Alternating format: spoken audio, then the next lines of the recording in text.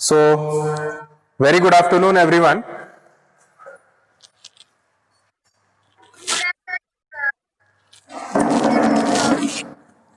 Today, we are going to discuss the remaining part of the chapter 20 fuels we use and the question answer also.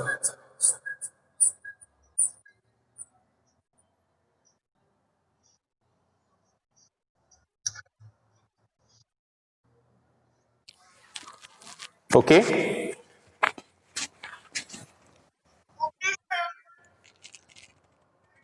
So, before that, I would like to know from everyone if anyone having any doubts, quickly ask related to the topic से related अगर किसी को कुछ doubts है chapter से related जो भी पढ़ाई हुआ है अभी तक तो जल्दी से बताएं.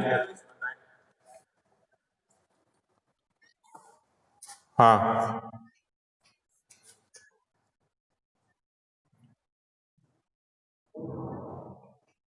अभी.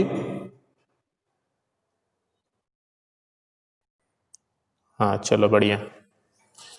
तो हम लोग ने जो है चैप्टर फ्यूल्स के बारे में अभी तक जो पढ़ाई किया है वो एक बार ओवरव्यू करते हैं. तीन तरह का फ्यूल्स हम लोग ने पढ़ा था. फॉर्म ऑफ फ्यूल्स जिसको बोला जाता है solid, liquid and gases. So solid form में भी हम लोग का फ्यूल्स मिलता है, लिक्विड फॉर्म में भी मिलता है और गैसियस फॉर्म में भी मिलता है. सॉलिड फॉर्म ऑफ फ्यूल्स का एग्जांपल्स है wood, coal, charcoal etcetera. And liquid form का जो एग्जांपल्स है that is kerosene, petrol, diesel etcetera. And gaseous form जो है वो that is CNG, LPG, biogas, hydrogen gas etcetera. अब अगर इसी तरह से तीनों फॉर्म का एग्जांपल्स यहाँ पे दिया गया है. गैस फॉर्म का सबसे पहले जो हम लोग नॉर्मली यूज करते हैं घर में गैसियस जो एलपीजी गैस होता है. उसके अलावा जो व्हीकल्स में यूज करते हैं that is in the form of liquid. And coal जो है ये स्पेशली इंडस्ट्रीज में ज्यादा यूज होता है. इवन किसी किसी के घर में भी जो है यूज होता है नॉर्मली. तो ये सारी चीजों के बारे में हम लोग ने पढ़ा है इस चैप्टर में about the fuels, what the fuels is and after the eco friendly fuels and their types and the users and fossil fuels के बारे में भी हम लोग ने पढ़ा है और इसका भी टाइप्स एंड यूजर्स. सो ये सारी चीजें हम लोग ने कल डिस्कस किया है तो we are not going to discuss any more again. So let us directly first come to the question answer. After then we will if time we get then I will revise back again whatever we have learned. Okay, so with that also we will revise all the topics whatever we have learned with the question answer also. Okay, so if we are talking about the true false question answer, so first part of the question is A, which is talking about the true and false. So first question is a fuel gives us heat or light energy. So quickly tell me everyone. Exactly, this statement is absolutely true because this is only the definitions of the fuels which we learn about. Ki fuels is the things which gives us heat and light energy. Okay, so कोई भी fuels का अगर आप examples लेते हो it gives us heat and light energy. Okay, so this statement is true. Moving to the second statement which is called fossil fuels are renewable source of energy. तो यहाँ पे हम लोग ने एग्जैक्टली क्योंकि ये जो फॉसिल फॉल्स होता है इसको एक्चुअली में बोला ही जाता है इस तरह का फ्यूल्स है जो कि नॉन रिन्यूएबल्स है और ये एक टाइम ऐसा आ सकता है जब जो है ये खत्म हो सकता है. ठीक है, जैसे फॉसिल फ्यूल्स का एग्जांपल्स में जो हम लोग का है कोल है, आफ्टर देन पेट्रोलियम है. इस तरह का जो भी फ्यूल्स है जो कि हम लोग का काफी पुराना टाइम से जो है ये हम लोग का बना हुआ है और उसका हम लोग जो है अंडरग्राउंड जो होता है या तो अंडर सी जो होता है ये हम लोग को मिलता है. ठीक है, उसके बाद यहाँ पे third statement is asking petroleum is not cleaned in oil refineries.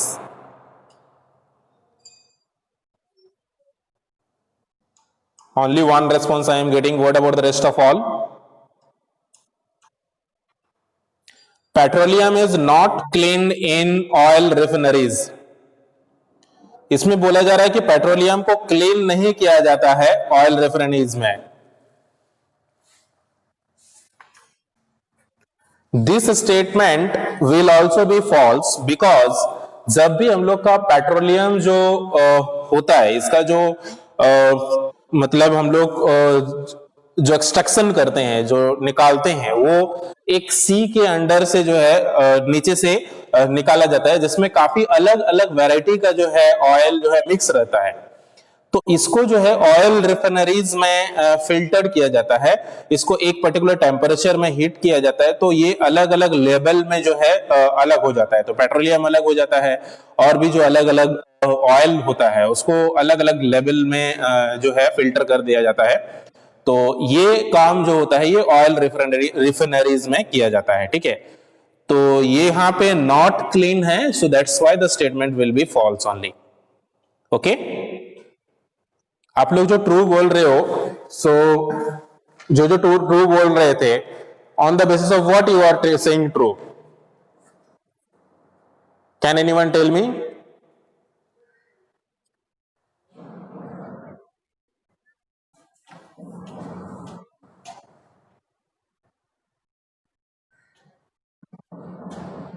Okay, so now understood.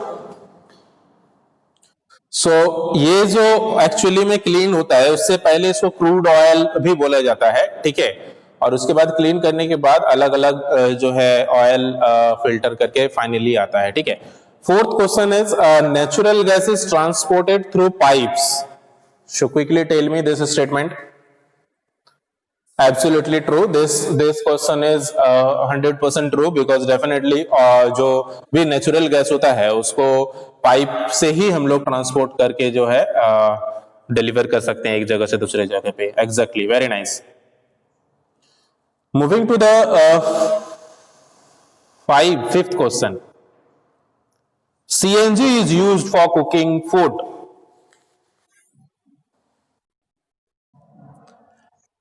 Whoever is saying true, that is all about LPG, liquefied petroleum gas. This is compressed natural gas, which is CNG. This is used for especially vehicles and all. Exactly, this statement also will be false because CNG is not used for cooking. Actually, LPG is used for cooking. तो यहाँ पे अगर CNG के पे जगह पे LPG रहता है, कभी कभी एलपीजी भी रह सकता है, then it will be true, otherwise it will be false only. अगर हम लोग कंक्लूजन करें तो ट्रू एंड फॉल्स का जो है, first will be true, second and third will be false, and fourth will be true, and fifth will also be false. Understood everyone? Very nice. First question is asking what is fuels. So fuels है क्या चीज? तो fuels is a material और एक इस तरह का पदार्थ है जो कि यूज होता है to produce heat and light energy. Okay, so यहाँ पे सिंपली हमने इसी लिए ये डेफिनेशन यूज किया है, a material use to produce heat और light energy is called fuels. Okay, for examples coal, oil और पेट्रोलियम, और भी जो भी एग्जांपल्स आता है that you can write. Basically there are two types of fuels, one is eco friendly fuels and another is fossil fuels. Okay, so understood about the fuels. हाँ, fossils का मतलब आप लोगों को पता है एक्चुअली क्या होता है? What this term fossil means? Actually इसका जो प्रोनाउंस होता है that is fossil. Okay, so what does this fossil fuels means और द टर्म फॉसल्स मीन्स?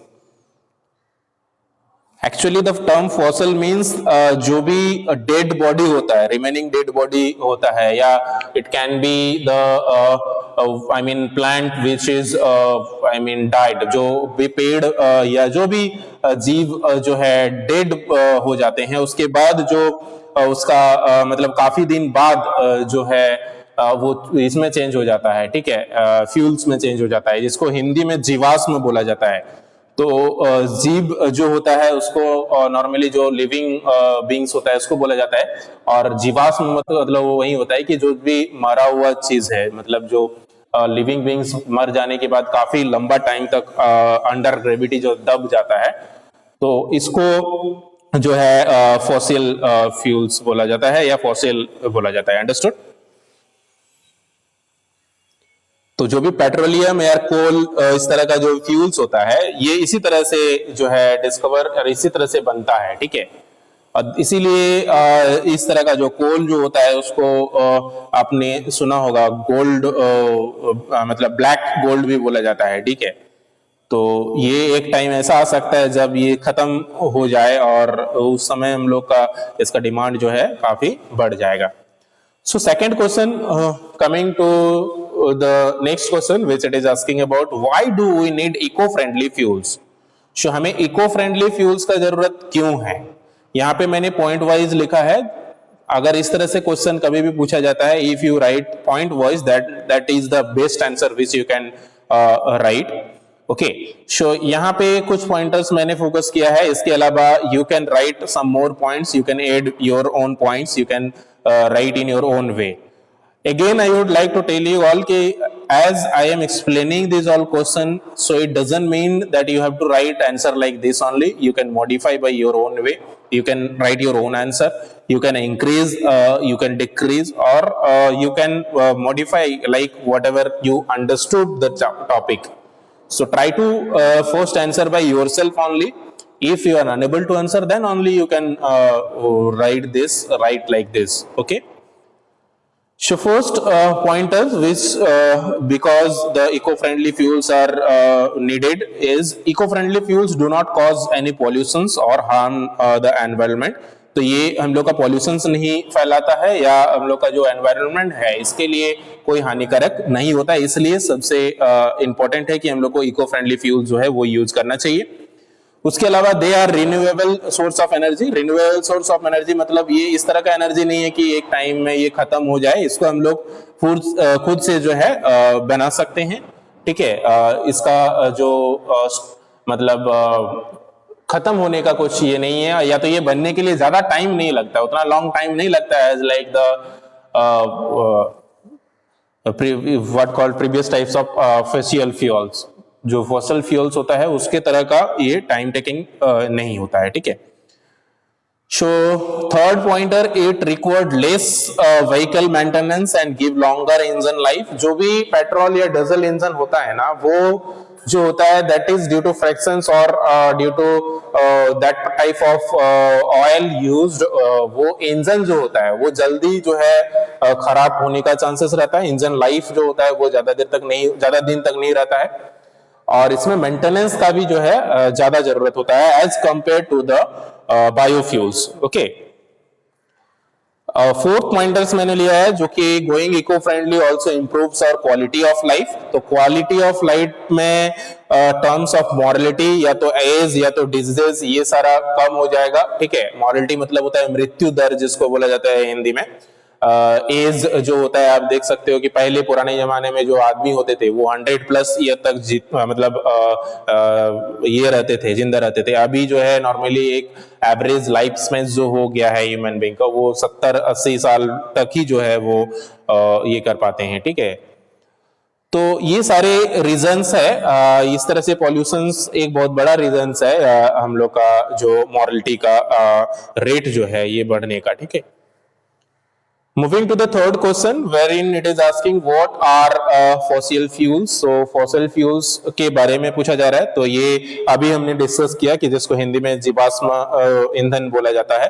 तो ये fossil fuels is a fuels which actually formed by natural process. तो ये natural process में बनता है, इसको हम लोग बना नहीं सकते हैं।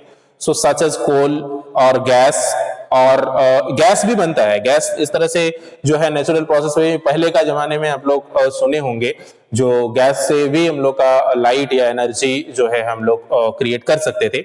तो उसके बारे में भी हम लोग दिखाएंगे किस तरह से वो हुआ करता था, ठीक है। तो ये जो होता है this is formed specially with the geographical और zoological past from the remaining of living organisms. तो यहाँ पे यही चीज बोला जा रहा है कि जो भी लिविंग ऑर्गेनिजम्स का डेड बॉडी होता था या हुआ करता था, या वो जब मिट्टी के नीचे काफी दिन तक दबे हुए रह गया, तो वो उसके कारण जो है वो इस तरह से हम लोग का फ्यूल्स में कन्वर्ट हो गया, और आज हम लोग आज का डेट में फ्यूल्स का यूज करते हैं। ठीक है, till question number 3 I hope everyone understood very nicely. Now we will move to the next question, which is question number 4. Question number 4 is asking about where is crude oil found and how it extracted.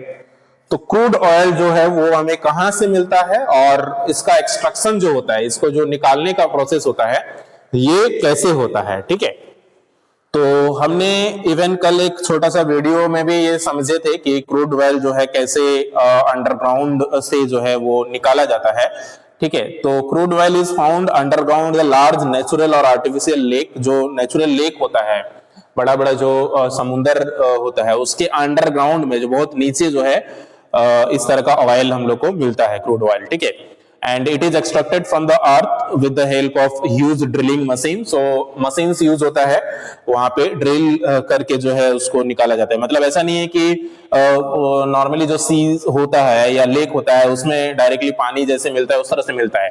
वो पानी के भी अंदर जो है उसमें भी deep में ड्रिलिंग करना पड़ता है, खोदना पड़ता है। जैसे हम लोग का यहाँ पे अगर मोटर वगैरह लगाना हो या नल वगैरह लगाना हो तो कैसे ड्रिलिंग मशीन से ड्रिल किया जाता है, तो उसी तरह से वहां पे जो है सी में ड्रिल किया जाता है और वहां से जो है क्रूड ऑयल निकाला जाता है, और उसके बाद उसको रिफाइन करके जो है हम लोग का डीजल और पेट्रोल मिलता है। ठीक है, और इसको पाइप से फिर ट्रांसपोर्ट किया जाता है ऊपर में निकालने के लिए। ठीक है, तो यहाँ पे एक इमेज से हम लोग इसको समझने का कोशिश करते हैं। इस तरह से जो है एक्सट्रैक्शन होता है। ये जैसे सी अगर है तो यहाँ पे इस तरह से जहाज में ही इस तरह से कंस्ट्रक्शन डिवाइस रहता है, तो इस तरह से डीप में जो है एक्सट्रैक्शन किया जाता है और यहाँ से जो है पाइप के थ्रू इसको निकाला जाता है ऊपर। ठीक है, अंडरस्टूड?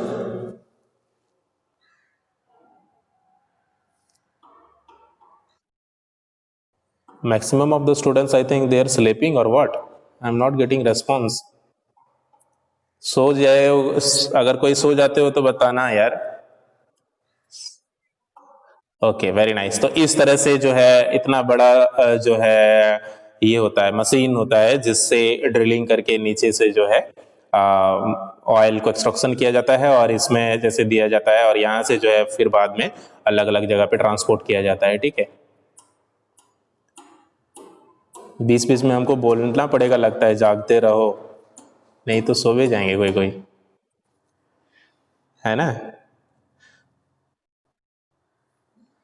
चलो ठीक है, हम लोग आगे बढ़ते हैं।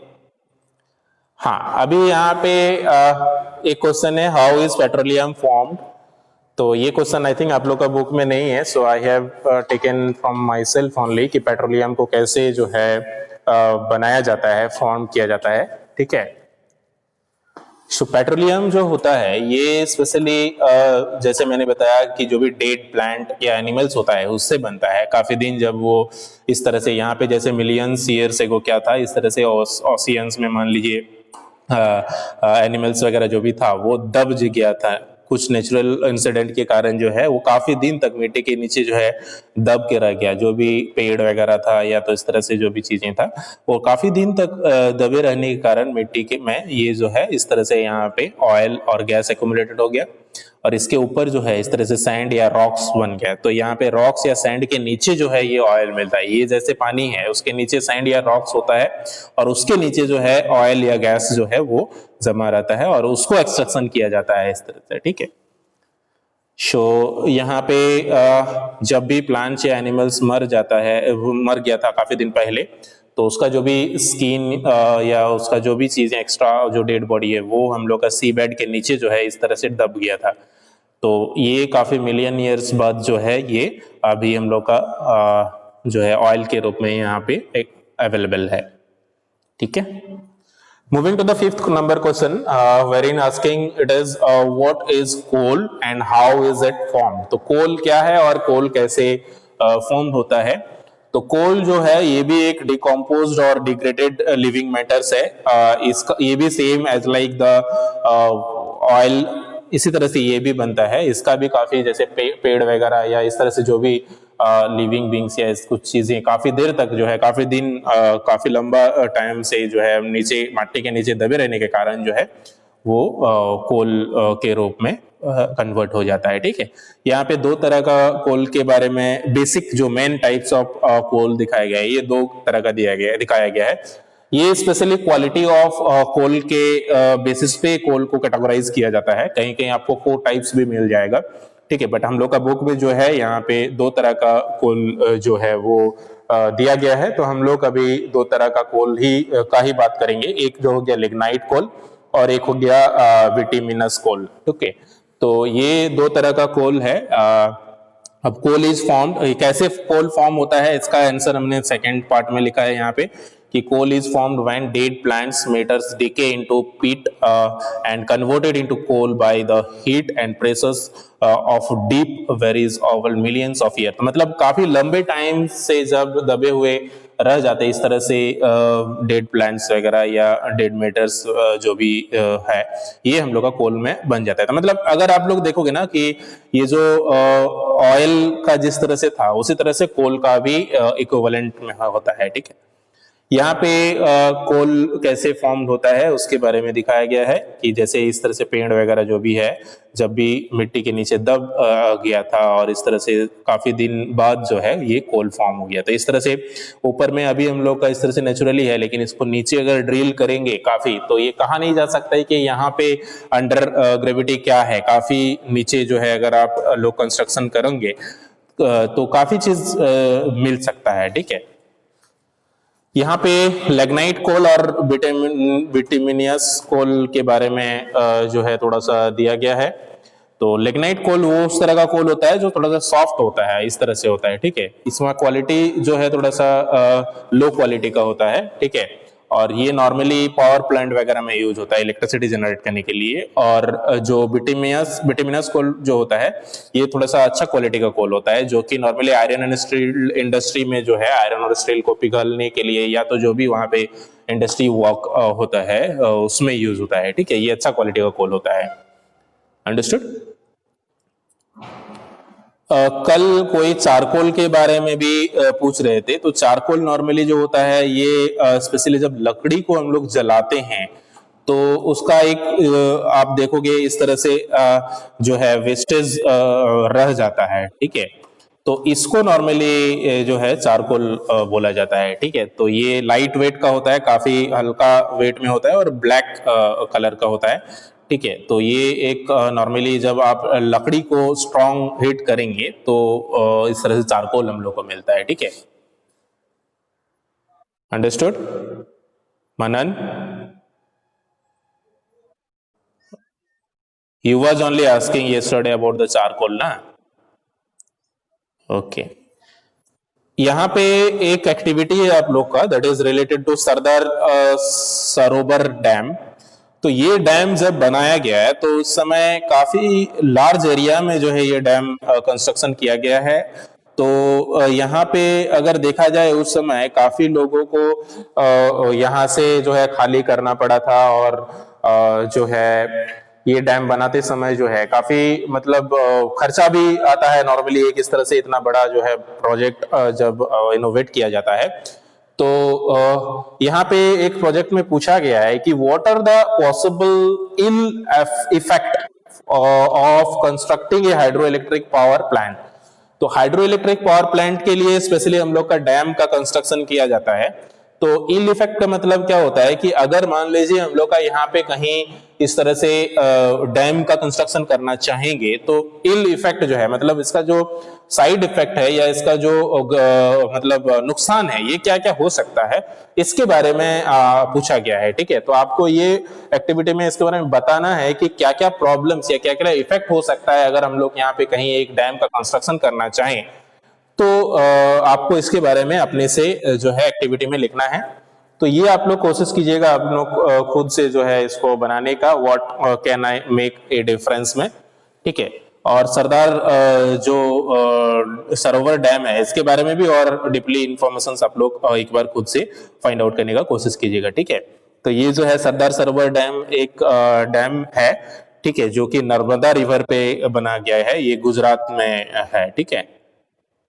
और ये बहुत बड़ा डैम है, बहुत बड़ा प्रोजेक्ट है, ठीक है। ये एक्टिविटी है जिसके आप लोग को बनाने के लिए हम बता रहे हैं। और ये द नर्मदा बचाओ आंदोलन जो हुआ था ये स्टार्टेड हुआ था 1989 में, ठीक है। और इसको जो है इसको कंस्ट्रक्शन को लेकर के ही ये एक आंदोलन था, ठीक है। Moving to the question number 6 now, wherein it is asking what are the uses especially of natural gas. तो natural gas का uses कहाँ कहाँ है, क्या क्या है, that in this question it is asking.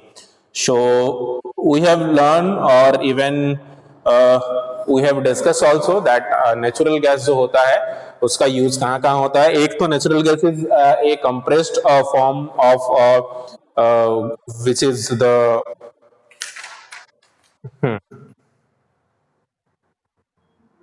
Please put on mute जिसको कुछ पूछा नहीं जा रहा है या बोला नहीं जा रहा है। शो यहाँ पे एक गैस का एक फॉर्म को कंप्रेस किया जाता है, ठीक है। तो इसको कंप्रेस करने के बाद कंप्रेस नेचुरल गैस जो होता है सीएनजी, इसके लिए हम लोग यूज करते हैं, ठीक है।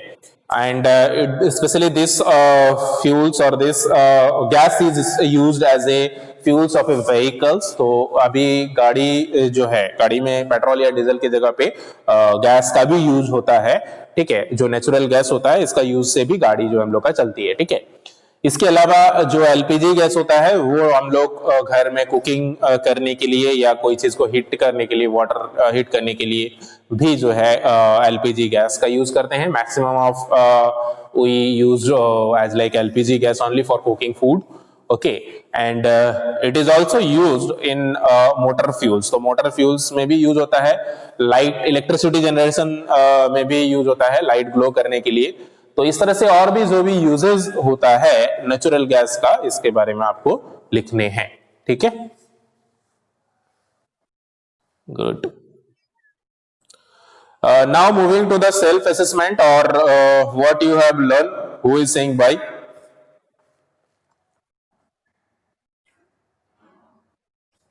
Moving about the self-assessment. So for self-assessment question is asking choose the correct options. Which of these is not a fuel? तो इसमें से कौन सा फ्यूल नहीं है? So जल्दी से बताएं इसमें से कौन सा फ्यूल नहीं है।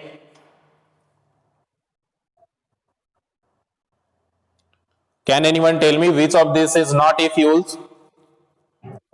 Exactly, option number A petroleum jelly is not a form of fuels. जैसे हम लोग ने अभी डिस्कस किया कि पेट्रोलियम जेली को आप डायरेक्टली यूज नहीं कर सकते हो, बाकी जो डीजल है या नेचुरल गैस है या केरोसिन है ये सारा जो है ये हम लोग का फ्यूल्स है, ठीक है। तो option number A will be correct answer here.